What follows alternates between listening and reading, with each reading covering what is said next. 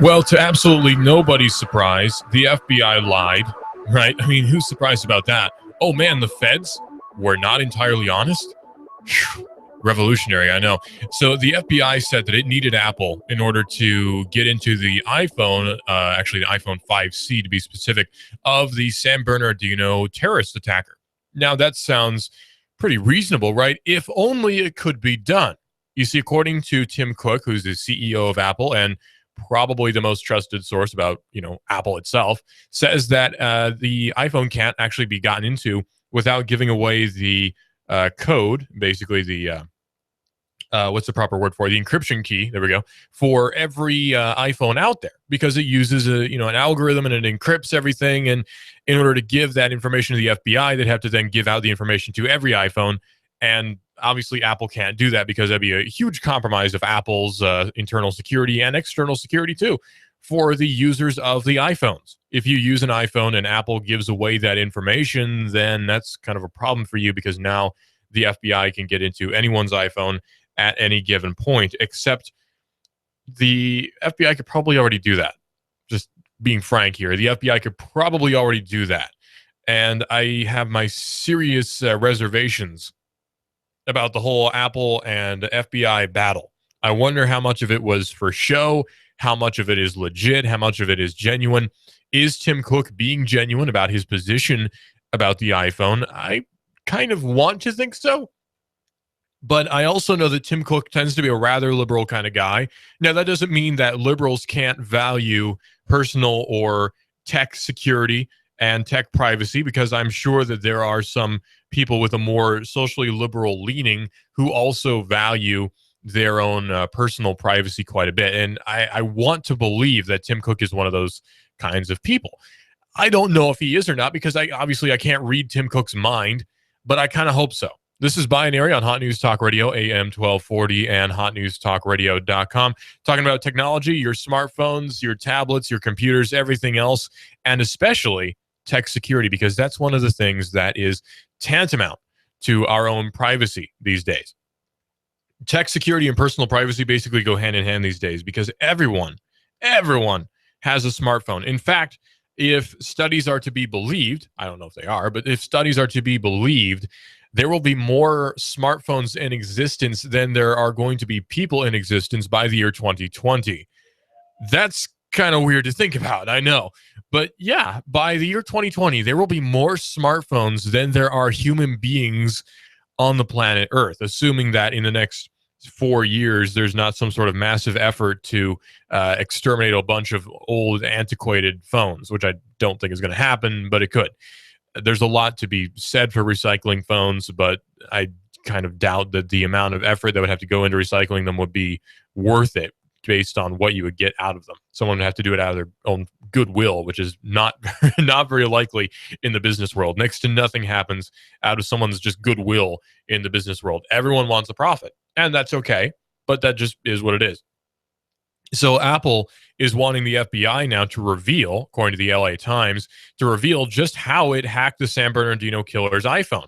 Notice I like too how the LA Times in its headline doesn't call the San Bernardino attacker a terrorist, which is kind of weird. I don't know if that's intentional or maybe I'm just reading too deeply into it, but that seems to be kind of weird because everyone is calling Syed Farouk a terrorist because it's pretty obvious that, a guy shooting a bunch of people who are unarmed, who have nothing whatsoever to do with the military, shooting a bunch of people like that is kind of terroristic. I don't care what color or religion you are, that's kind of terrorism.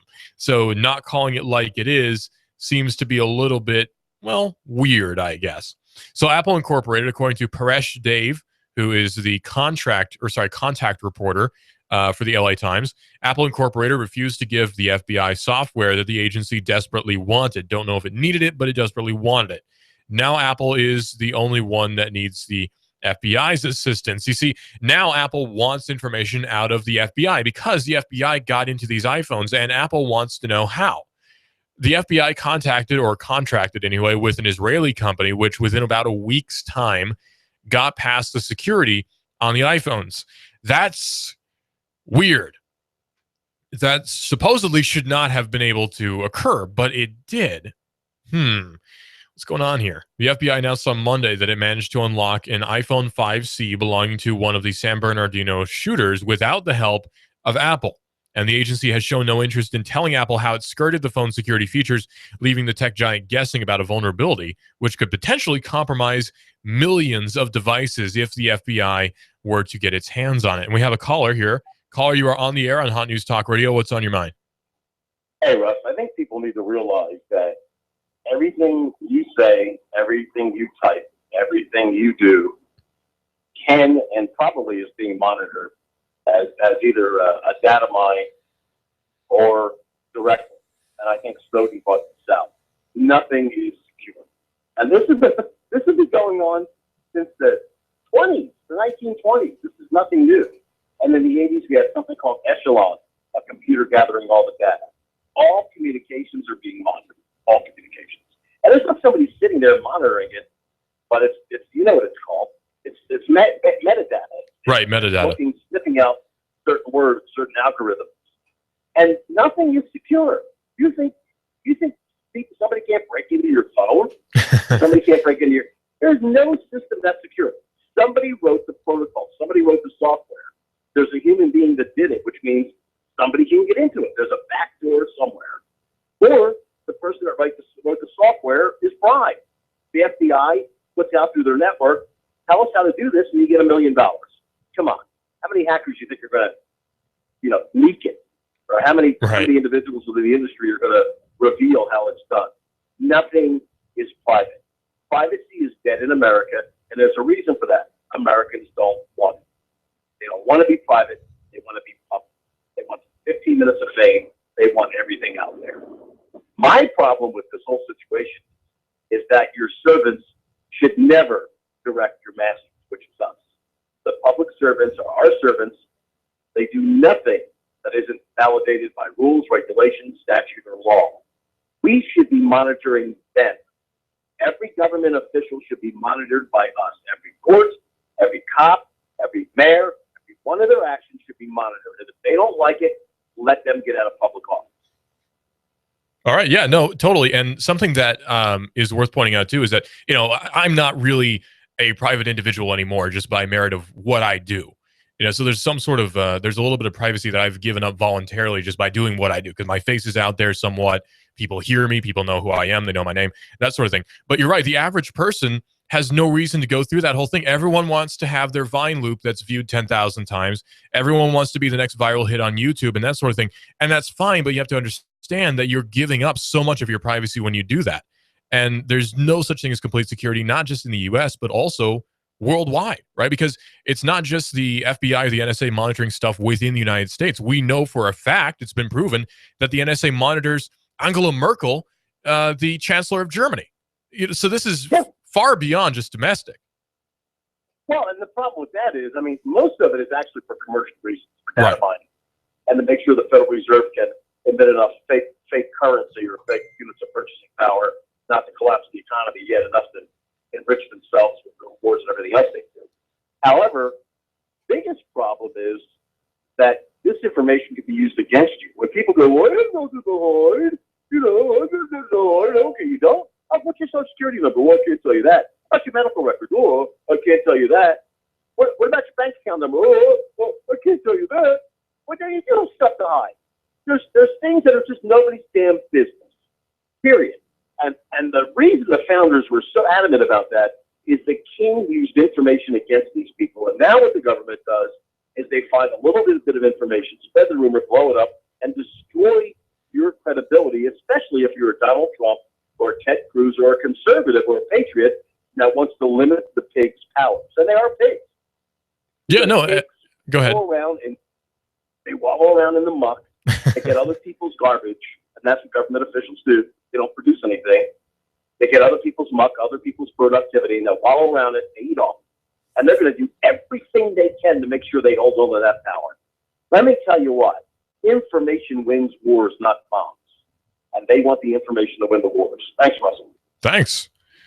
Inflammatory, to say the least. The number to call in is 423-800-8949, 8949. Write that down. Don't do it if you're driving. But you can call in real quick. In fact, if you have your phone in front of you and it happens to be a Google phone or an Apple phone, you can say either OK Google or use Siri and then say call 423-800-8949. That's 423-800-8949. You don't even have to look at your phone while you're doing it. You can call the studio and tell us what you think, or just anything at all. By the way, check out our Twitter, Hot News Talk Radio on Twitter. Go to Twitter and then search for Hot News Talk Radio. You'll be able to see all of our tweets there. We got quite a few of them, actually.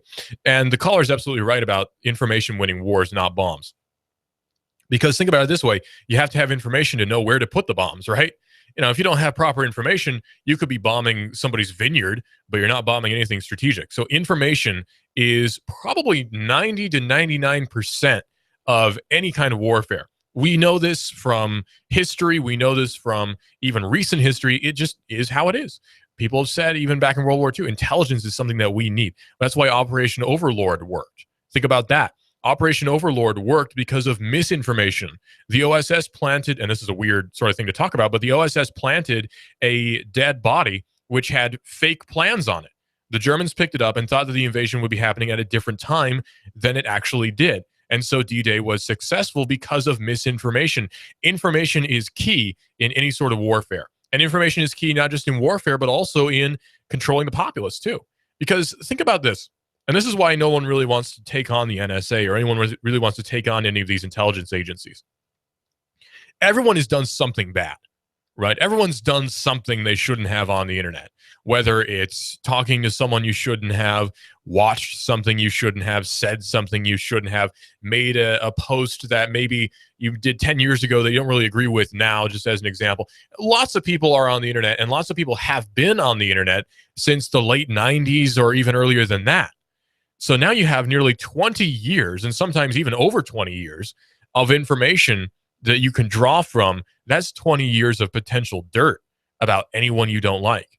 So someone takes on the NSA, now it leaks. You know, it leaks somehow that 20 years ago you said something online that was racist or sexist or whatever, just as an example, anything at all. This is why it's very dangerous for a lot of people to take on the NSA, because everyone's done something bad. Right? That's why the NSA still is what it is. That's why no one's in Congress or the Senate, the presidency especially, no one's really taken it on like they should have. And that goes for the FBI too. Any intelligence agency that does anything bad has so much dirt on anyone ever that it's ludicrous.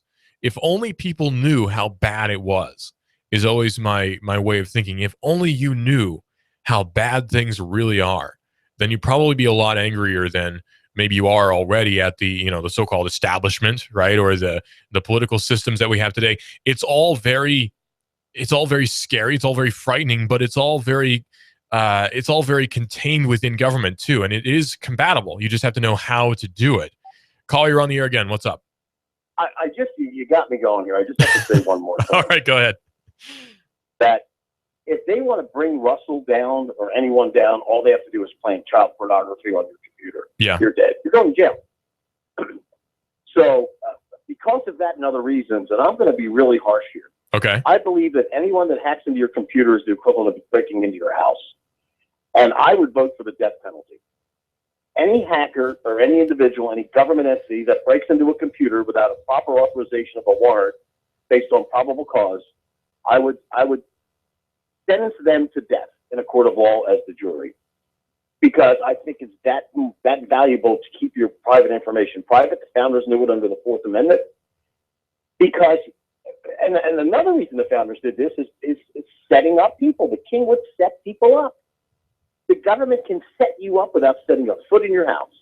And I think if you look at the 1792 Coinage Act, the penalty for debasing the coin, that means stealing its content, was death. And I think the penalty for breaking into your computer, whether it's a government official or it's a hacker, the penalty should be death, and it should be swift. Wow. Thanks. Thank you. Wow. I might get the death penalty now going under those rules. I don't know. I can't remember. Have I hacked into somebody? No, I haven't really hacked anybody's computer. I've used a computer without somebody's permission. You'd have to set up some interesting laws for that to work.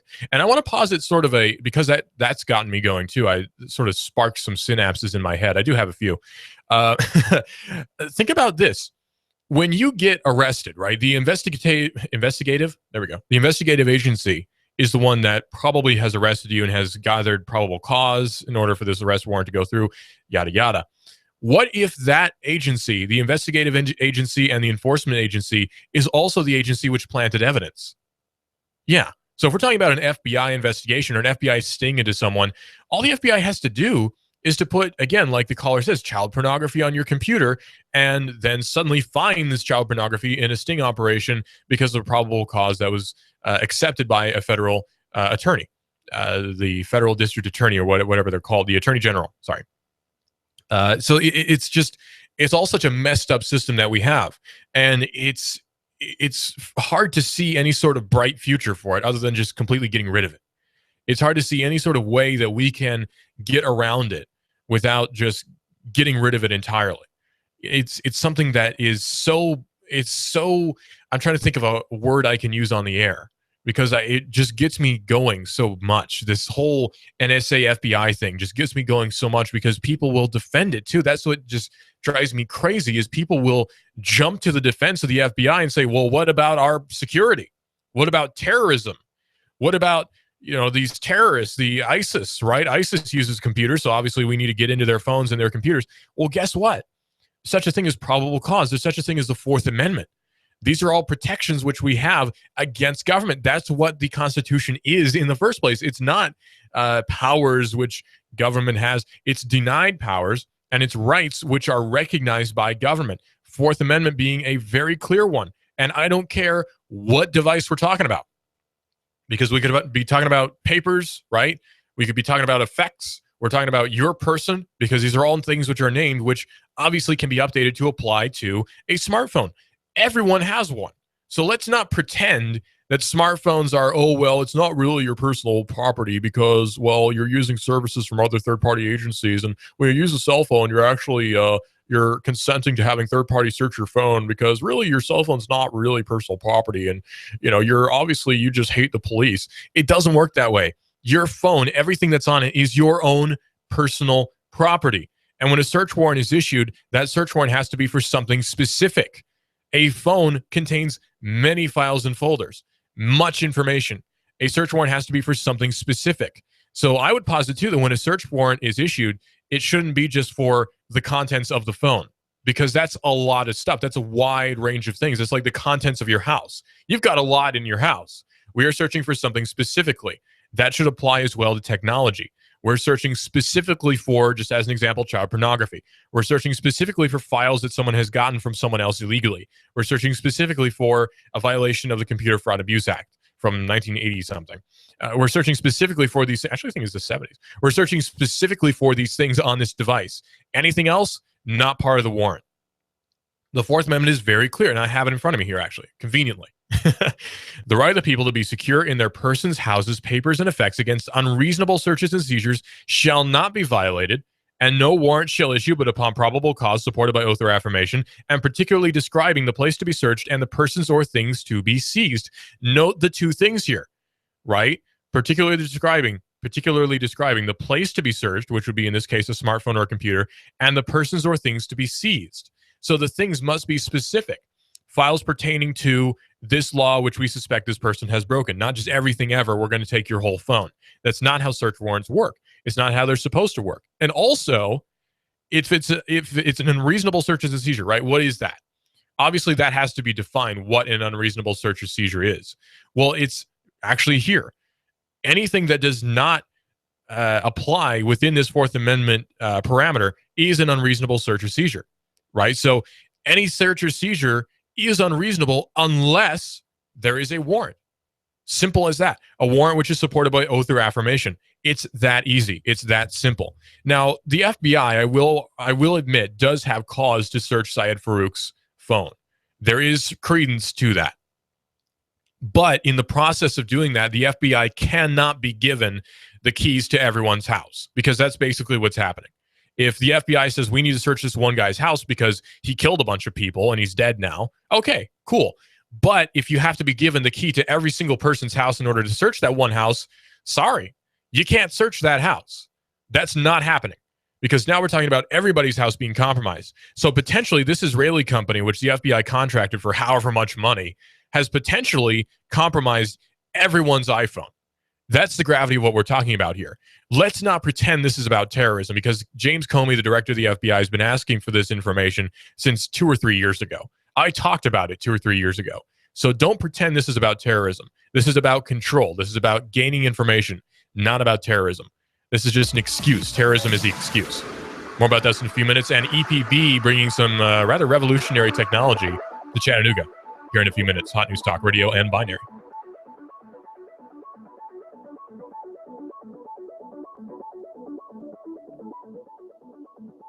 I'm blowing everything up. We're starting over. I'm doing a new show. I want guys who push it to the middle of the table and go over the top. Take a risk, fail miserably. I'm right, and I'm not wrong, and I'll never back down. Conflict works. Allow it. It's The Herd with Colin Cowherd. Right here and everywhere. Noon Eastern. You give us 12 minutes and 40 seconds. We'll give you Chattanooga and the world. News Talk 1240. Shake, shake, shake it at Five Guys Burgers and Fries. The most delicious and unique milkshakes. How about this for delicious and different? Add freshly cooked bacon to any milkshake. Is that even legal? You bet your milkshake and booty it is. Chocolate caramel bacon shake. Coffee caramel shake. All hand blended. Shake, shake, shake it. Down at Five Guys Burgers and Fries. Just about any flavor shake that you can imagine. And they are delicious. Get your shake, shake, shake on at Five Guys Burgers and Fries. Five Guys Burgers and Fries, located in Hickson at North Point. Gun Barrel at the Walmart Center. Downtown 4th and Broad. And in Cleveland at Keith and Stewart. Shake, shake, shake. MLS 2239. What would you do with all that cash? Listen up, y'all. Ben Phillips here. Home Rate Mortgage. 805-9100. $1,200. That's how much we just put back in a Saudi Daisy family's pocket per month. All they did was pick up the phone. 805-9100. That's 805-9100. Get that quick quote now. 805-9100. HomeRateMortgage.com.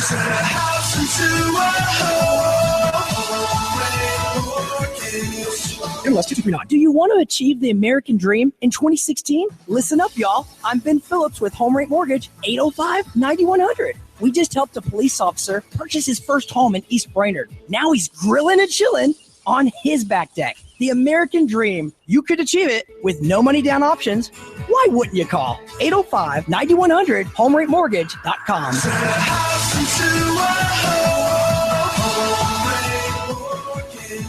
Cell Surgeon, an affordable quick fix for your smartphone and tablet in Northgate Mall next to Old Chicago Pizza. We do the best quality work. We have the best customer service, the most competitive prices around. Cell Surgeon, a painless operation to fix your sick device. Well, if you have a cheap charger or something that's not really designed for your phone, it can mess with your battery. It can actually fry your phone. So you need to make sure you have a quality product that's going to be designed for your phone. Cell Surgeon, your smartphone doctor's in the house at the Northgate Mall next to Old Chicago Pizza. You charge it in the morning and, by noon, it's at, 50% under normal use. That means your battery's pretty much dead. And once you've reached that point, it starts to deteriorate. Cell Surgeon, call 423-668-0100 or go to cellphonerepairchattanooga.com. We do free estimates. If your phone's not working properly, bring it in when we're happy to take a look at it and diagnose it and see what we think is wrong with it at no charge. Most phone repairs can be done in 30 minutes or less. Cell Surgeon, an affordable quick fix for your smartphone and tablet in Northgate Mall next to Old Chicago Pizza. Don't take it in the bathroom. Don't ever put it in your back pocket. And don't charge your phone while you're sleeping. Cell Surgeon, an affordable quick fix for your smartphone and tablet in Northgate Mall next to Old Chicago Pizza. Call 423-668-0100 or go to cellphonerepairchattanooga.com. That's cellphonerepairchattanooga.com. Cell Surgeon, your smart device doctor is in the house. In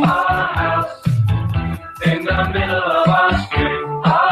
Hi, I'm Sabrina with Sabrina Realty Associates. Now is a great time to sell your home. In our area, inventory is at an all-time low, which translates into higher sales prices. Call us today at 423-499-7780 to set up a free consultation and discuss our unique and aggressive marketing programs. We will provide you with a free market analysis to determine the right value of your home. Call us today at 423-499-7780 or visit our website at sabrinarealty.com.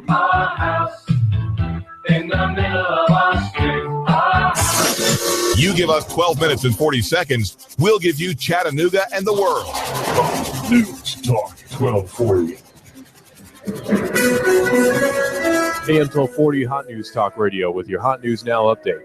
A suspect is still on the loose and a manhunt is underway following a car crash and a police chase in Sequatchie County that led into Signal Mountain. Sheriff Ronnie Hitchcock says that it all started when his officers noticed a suspicious vehicle, ran its plates, discovered it was stolen, and then chased it down Taft Highway and then into Signal Mountain. The suspect is described as a blonde male wearing blue jeans and a dark shirt. The sheriff says the suspect could be armed.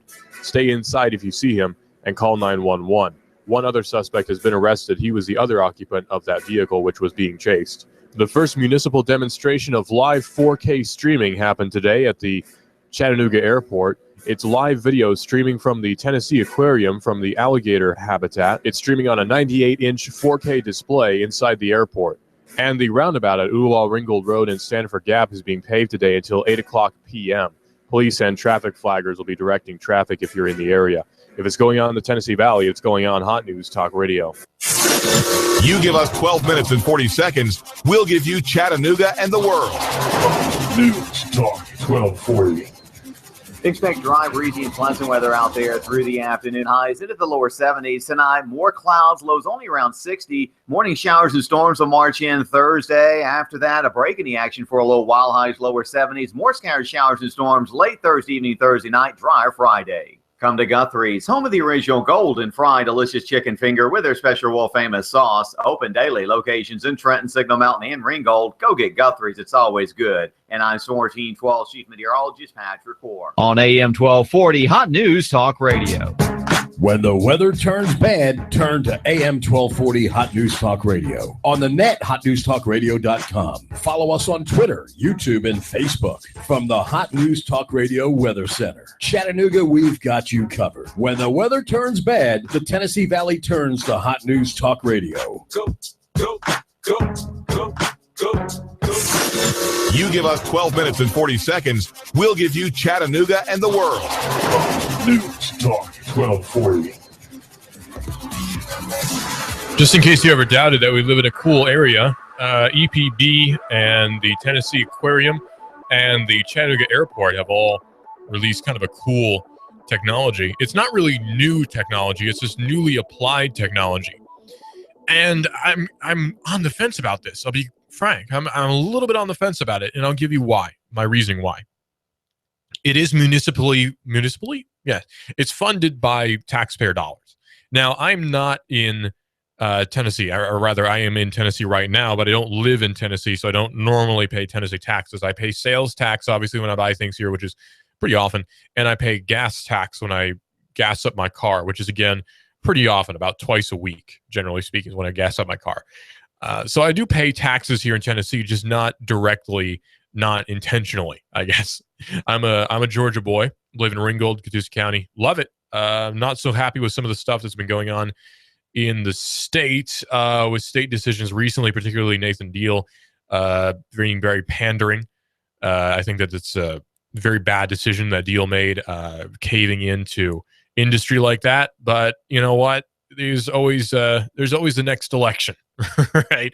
You know, we don't like the guy we voted in, and I actually was not old enough to vote when he got in. We don't like the guy we voted in, so we can always get rid of him next cycle. So maybe that'll happen. Of course, Senate and Congress in Georgia could always veto it with 2/3 majority, which could very well happen. We'll have to see. But anyway, so Chattanooga has become the first city to demonstrate live 4K video on municipal gigabit networks. Now, you might be asking the question, and it's worth asking, what the heck is 4K? Well, 4K is a display resolution. It's a display standard, kind of like 1080p. Actually, basically, it's exactly like 1080p, except it's bigger. So when you're watching TV, chances are you're watching it either 720 or 1080p. You heard about HD or True HD. Okay, that's what that is. 1080p is True HD. That refers to how many pixels wide it is. It's 1080 pixels wide, whereas 720p is 720 pixels wide by, I believe, 720 by 480. That sounds about right. It's usually 1920 by 1080 1080 refers to how many pixels it is high. It's 1920 1920 by 720. I can't remember anyway what it is for 720p, but it's 1920 by 1080 for 1080p. And then 4K is actually less than 4,000 pixels, oddly enough. Let me just Google real quick again because I forgot what the 4K resolution is, but it's very large anyways, the point. It allows for more detail. What you have is more pixels. It's 3840 pixels wide. It's 3840 by 2160, which is 4K. Big stuff. Now, what 4K means is you have a lot more pixels, so you have a lot more detail. Pretty simple. What happens is, and again, to explain, with 1080p, you've got a limited amount of pixels to work with, as is the case with any visual resolution. So when you up the number of pixels you have to work with, that means you have more detail that's possible because you can allocate more pixels to a smaller area of viewing. And some will argue that it's not, you can't actually see the difference. They're wrong. You can. It looks great. 4K looks amazing. If you haven't seen it, you really need to. Go to any retail store that sells TVs and look at their 4K TVs. They look amazing. The ones at Costco particularly are my favorite. They look amazing. You can't beat 4K right now. The problem with 4K is the files which you would watch on a 4K TV or monitor are really big. And there aren't a whole lot of movies, if any, that are actually in 4K that you can watch in 4K. Even if you have a 4K monitor, good luck watching any movies in actual 4K because they don't have any. They just don't exist. There are a few coming out, but they don't exist right now. So EPB doing what it did, which is streaming 4K video live from the aquarium to the Chattanooga International Airport, is kind of a big deal because this proves that with the network infrastructure we have in Chattanooga, it is possible to view amazing quality TV in your home or on, particularly in this case, this huge 98-inch diagonal TV. Huge TV. I'm actually going to be going down to the Chattanooga Airport in a little bit when the show's over to go watch it because I want to see what the thing looks like. I haven't seen it yet. So if you see me, say hi. It's amazing stuff. Amazing quality. 4K is the best. You can't beat it right now unless you get an 8K TV, which I think Samsung and LG have made, both Korean companies, interestingly enough. But no, 4K is some of the best stuff. Now, here's where my pseudo-semi-issue comes in. When it comes to us here in Chattanooga, yes, this is possible. You can afford, most likely, gigabit per second internet, which is what you need to stream this huge video file. You need fast internet. You could argue you don't necessarily need gigabit internet. You could probably get away with 500 megabits per second. That's getting way too technical. We'll leave that for another day. But you could, in Chattanooga, if you have EPB internet, watch 4K TV.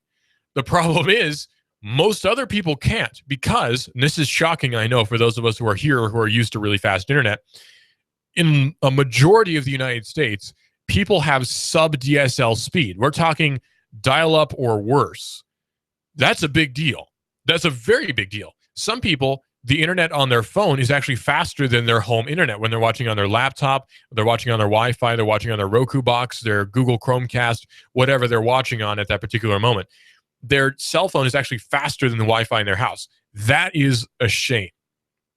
That's something that will be solved over time, but it's a hurdle that we have to get over because we're talking about old infrastructure. When we're talking about the wires that are set in some of these rural areas, it's just not cost effective for Comcast, for Bell South, for Quest, for US West, for whatever, to run those lines out there.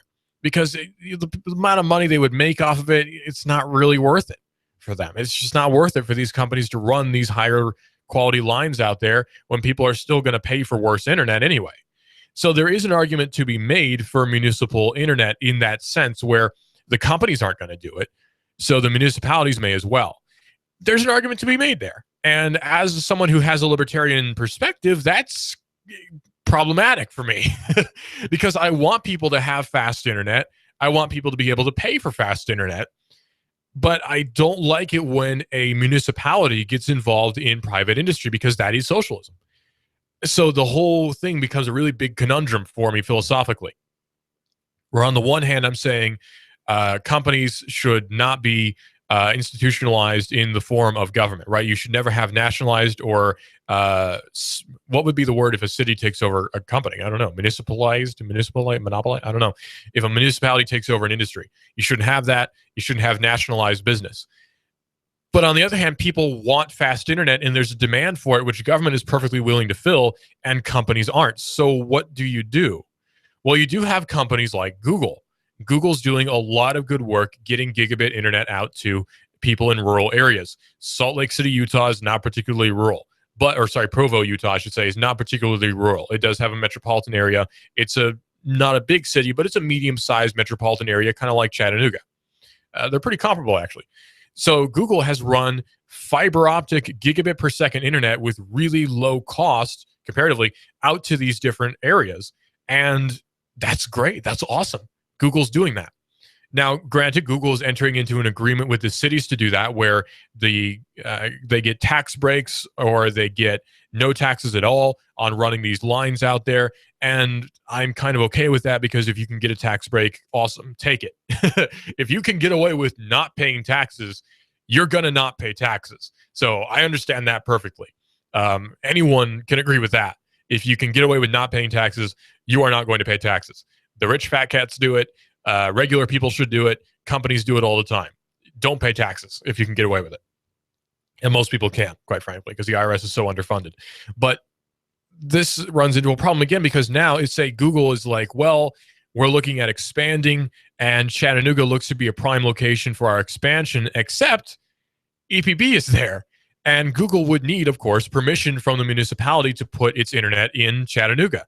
And I guarantee you, Chattanooga City Council, or whatever whatever board, whatever government system would be in charge of approving Google moving into Chattanooga, would not approve Google moving into Chattanooga, because we have EPB, because the city's making money off of EPB, and EPB is making money off of EPB. So what do you do in this situation? It's a conundrum. And I wonder if maybe Chattanooga jumped the gun on the whole gig city thing. Now, again, I'm not going to look a gift horse in the mouth, because we use EPB, right? Most people in Chattanooga use EPB or Comcast or Charter, in my case, at my house. So, and I'm not endorsing any one of these service providers, by the way. It's just, it is what it is. So it puts you in sort of a conundrum. On the one hand, philosophically, I believe that municipalities should not be involved in business at all. But on the other hand, we have EPB, which is really great. So it hurts my head to think about. It hurts my head to wrap around. So what do you think about EPB? Drop us a line at Twitter. Check us out, Hot News Talk Radio on Twitter, where you can send us a tweet about EPB. Tell us what you think. All perspectives are welcome. We're not the kind to jump down your throat. At least I'm not the kind to jump down your throat. Call in 423-800-8949. That's 423-800-8949. And there are arguments to be made for different government services which really should be privatized. Say Amtrak is a disaster, right? Enron, well, not Enron. That was not nationalized. Pardon me. But different, there's Atlanta has its own metropolitan system, which I can't remember the name of right now. It's MARTA, I believe. Metropolitan Atlanta Transportation Administration. Yeah, MARTA in Atlanta. And there's CARTA here in Chattanooga, which are all government-funded entities. And maybe would this field be filled better with a privatized agency instead of a state-funded one? I don't know, because maybe these buses could be funded with, say, instead ads being run on them. So instead of having to pay for fares on the bus, the fares on the bus go round and round. Instead of having to pay for fares on the buses would be supported by ads, which they could charge easily thousands of dollars per bus for these different ads on buses. And then if you want premium seating, say you want to sit in the front of the bus, you pay $10 a month per subscription. There could be settings set up like that. So it makes you wonder. There are systems that could be implemented for privatized, pseudo-privatized public transport. It's pseudo-public transport. It's actually privatized. And it makes you wonder, would this work out better if it was privatized, or is it better the way we have it now with CARTA? I don't know. I want to believe that privatized would be better. I want to believe that privatized is always better. So would Google be better than EPB? Or am I looking a gift horse in the mouth, and am I wrong? Is EPB the best we're going to get in Chattanooga, and I should just keep my mouth shut about the whole situation? I don't know. I'm just asking questions. That's all I'm doing here. I'm asking questions. I'm not saying that one is necessarily better than the other. I'm not saying we'd be necessarily better off with Google than what we have at EPB. I'm just asking the question. Would we be better off, or are we okay the way we are? because the city council has invested and the city of Chattanooga has invested a lot of money. EPB's invested a lot of money into what we have now. And in the short term anyway, we've gotten a lot of benefits out of it. There are a lot of businesses here in Chattanooga that could not survive without the whole gig city model. And there have been arguments raised saying that, well, the gig city is not really the gig city because if you look at these speed tests, it's not really gigabit per second. I remember hearing that in the early days. But again, you can't argue with some of these results. Big industries moving in. Lots of businesses are starting up, lots of tech startups. And I know successful tech startups are called unicorn companies for a very good reason. They're rare. A successful unicorn company, a successful tech company is called a unicorn company because they basically never happen. For every successful tech startup, there's about 1 million non-successful ones. So it's very dangerous to have a municipality that's investing money in the tech industry because it's a very volatile industry. You don't want to invest in something on a city level unless it's very well established. Like if Apple moved in, that's kind of a sure thing, right? Or if it was anything else, it's kind of a sure thing. Amazon is basically a sure thing the way we look at it now. But if we're talking about investing in something that's just starting up, I don't know. It's a very difficult situation that we put ourselves in. And these are the questions that need to be asked. Because frankly, I don't see anyone else doing it. Someone's got to ask these questions, and I don't see anyone else on radio asking these questions. Now, maybe I'm not listening 24/7, I'll admit that. But somebody needs to ask these questions. Now, by the way, Google, speaking of Google Fiber, and I'm not advertising for Google. I just happen to like a lot of what they do. And I'm not saying EPB is evil, right? EPB is bad. EPB should go away. But this is something that interests me because I am interested in tech, and this does affect us in Chattanooga. This is a local tech story. And I won't say that's rare because it's not. There's lots of tech startups here in Chattanooga that are totally cool. But this is a very interesting thing when something I'm interested in, which is tech, colludes with local economy. Very interesting stuff. Well, Google Fiber is now making a phone service that is $10 a month. Now, that's not new, that price point, because guess what? Here at the studio, we actually have a phone service, which is, you guessed it, $10 a month per line. So this is, again, not really anything new, but it's included with Google Fiber's packaging. So that's kind of cool. Today, Google announced the addition of optional phone service for Google Fiber residential customers. The addition of phone service allows Google Fiber to finally compete with triple play home offerings, which Comcast and Charter and you name any other. I think Verizon Fios has one too. Any one of those services will have. Oh, AT&T as well. I shouldn't leave out AT&T. Ma Bell, one of the breakoffs of Ma Bell. So, this is not anything new, but it is interesting because this is yet another commitment that Google has made into the ISP field, Internet Service Provider field. Google is poising itself to be a major competitor to some of these larger companies that we're all used to. Again, your Comcasts, your Verizons, your AT&Ts, any of these companies. We're all very used to these companies being the big players. And competition being what it is, there's nothing to say that that Google couldn't come in and wreck that whole hierarchy that we have. We always associate AT&T and Comcast and all these other companies as being the top dogs. Google could come in with a surprise upper punch and ruin that whole thing. Again, I don't know if that's going to happen, but it certainly could. And it would be certainly exciting to watch this whole thing play out. So this is something to watch. Look at what Google's doing because Google is smart with marketing. Google is a marketing company. Google is an advertising company, and that's why Google is so smart. Again, not advertising for Google at all. I don't get any money from Google that I know of, except for, of course, YouTube advertisements, which we get a little bit like 5 cents off or something like that. Can't talk about that too much. Trade secrets and all. But it's interesting because Google has something that a lot of other companies don't, which is massive amounts of data. We're talking about the privacy issue earlier, right? The privacy issue is something that is directly connected to the ISP issue now because ISPs will get national security letters from the government to hand over information. That's something to think about too. If Google is your service provider and your search engine and your phone provider and your television provider, there's now a huge amount of information that could be handed over to the government if they got a national security letter from the NSA, which, by the way, they can't reveal if they have gotten a national security letter and who it pertains to. Now, companies could come out with a yearly report about how many national security letters they receive in that year. But those reports cannot say who the NSLs were directed to, what they were pertaining to, what address, anything. Just, we got 400 national security letters this year. That's all we can say about it.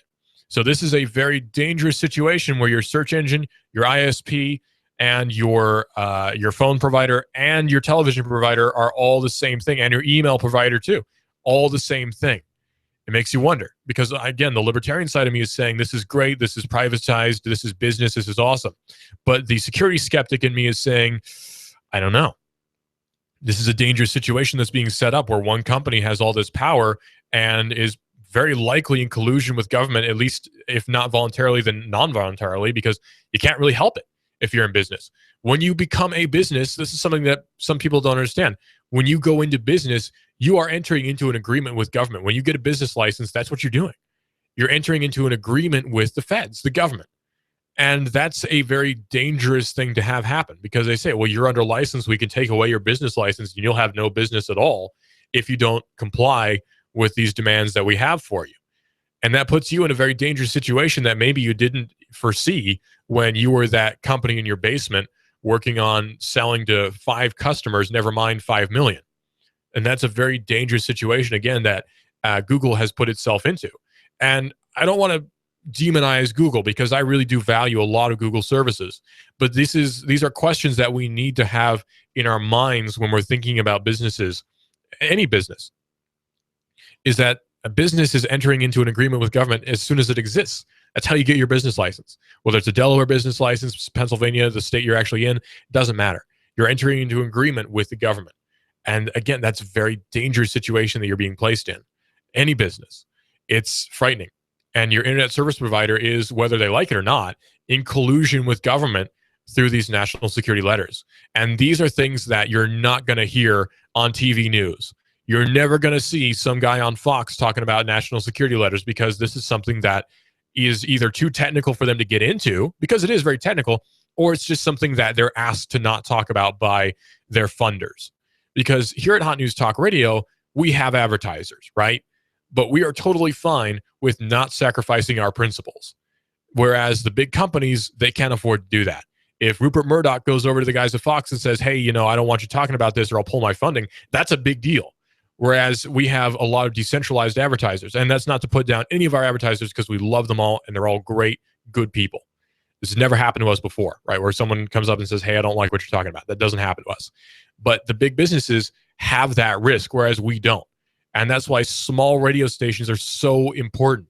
Small media, local media is so important, because they can actually give you real information as opposed to corporate information that's being fed to them. That's why, I don't want to toot our own horn, but that's why we're important. Newspapers are important. Local TV stations are important. They're all very important.